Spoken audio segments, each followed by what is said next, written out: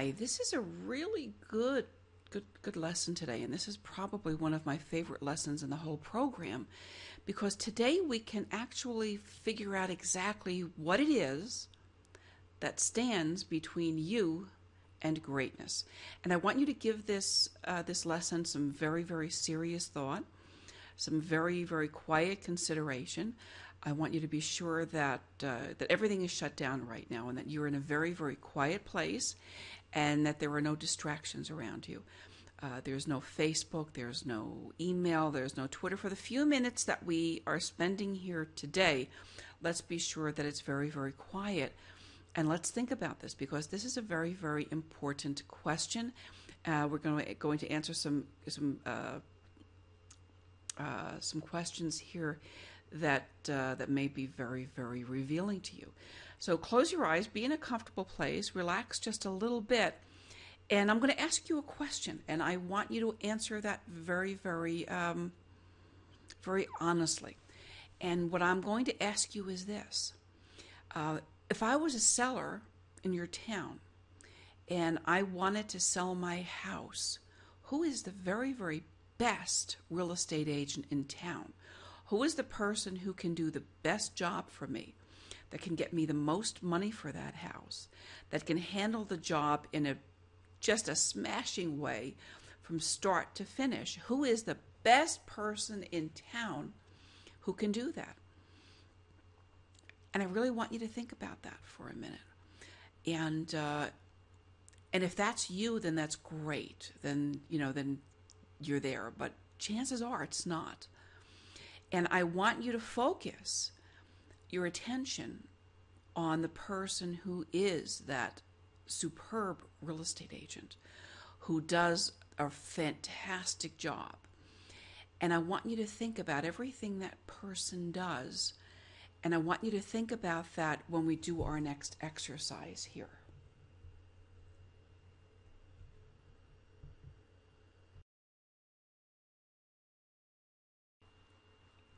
Now here we have a form. There is a link below the video. And here's where we're going to go through this exercise and come to some conclusions. Now this is not a referral exercise per se. And this is a type of a form and the type of an exercise that people use more frequently in a general business planning type of an exercise. But by now I hope that when you're thinking about production and when you're thinking about real estate sales and listings and where your leads are coming from and about referrals, that this has a different type of a context now. So let's, and again, as you're building a unique selling proposition, as you are building a persona and designing a face that you're showing to the world and a professional posture that is one that invites referrals, you've got to have a handle on the basics here too. So let's just take another look at some of your basic numbers. How much business did you do last year? What were your gross commission dollars? What were your total number of transactions, and what is your average sale price? These are things, and these are numbers that define you as an agent, that define you as a person in your niche. How many of those transactions that you settled were listings, and how many of those transactions that you settled were sales, where you were the sales agent? Now take a look at those and see what those numbers look like. If those are numbers that you would like to see reflected somewhat differently moving forward, then now's a good time to be thinking about those, because as you start to orchestrate referrals, as you start to design a plan for referrals, you want to be thinking quite consciously and deliberately and intentionally. Do I want more listings? Do I want more properties in my listing inventory, or do I want to be working with more buyers? What did I do last year, and how do I want that to look that may be different this year? Now, we're going to go back to that question, that haunting question that I asked you just a couple of moments ago. How much business did the most successful agent in your market do last year? What was that agent's gross commission dollar, and what was the total number of transactions? And you should be able to get a pretty good idea about that in your multiple listing service. You may also be able to ask a few questions. You may also know that person well on a personal level, or that may be somebody who is willing to share that with you. Maybe that person is your mentor. Maybe that person is your friend. And that's a good number to know. Under A here, I want you to list everything point by point that the most successful agent does that you do, but that agent does it better. And list everything that you can. Does that agent have a better website than you have? Does that agent have a better contract? I mean, when you see a contract that is written, does that agent do a better job there? Is that agent a better negotiator? Does that agent do better marketing? Do you see that agent advertising on Facebook? Do they do some zip code advertising on Zillow, Truly? Whatever that agent does better than you, make a list of those things, okay? And try to make that as complete as possible. And then at the next line, list the things that you do better. Now remember, we're building a unique selling proposition for you. And it's important for you to know what it is you bring to the table and what you do better than other people. If you do anything better than another agent, then list that here.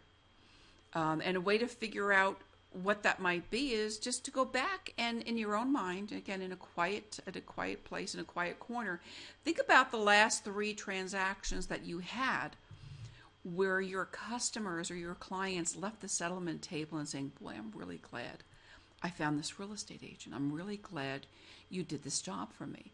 What was it about that transaction that left you, in a special place in their hearts? What was it? It may have nothing to do with marketing. It may have nothing to do with negotiating skills. It may be about your communication style. It may be that you call them a lot. It may be that you had a personal touch during private events in their lives. It could be anything. But what is it that you do that makes you special to the people that you serve? And again, that's something you may want to ask some people. You may want to call some clients and ask them what you did. All right.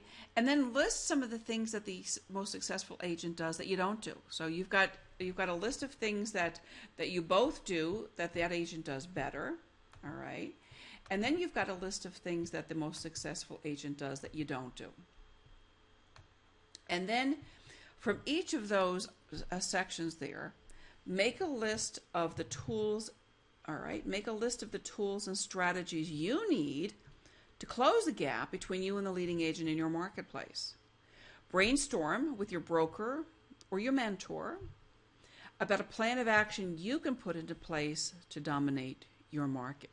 This is a very, very important exercise. Give it some thought. Give yourself probably, you may want to give this one as much as an hour. And once you've done this, you've done a good piece of work, of fundamental work for your next year's business plan, because this is an important part of doing a business plan. So while it's part of our referral program, it's an important fundamental part of your business planning as well. So good luck with this exercise. Have some fun with it. I hope you find some things that are revealing and fruitful and productive, and I'll see you on the next video.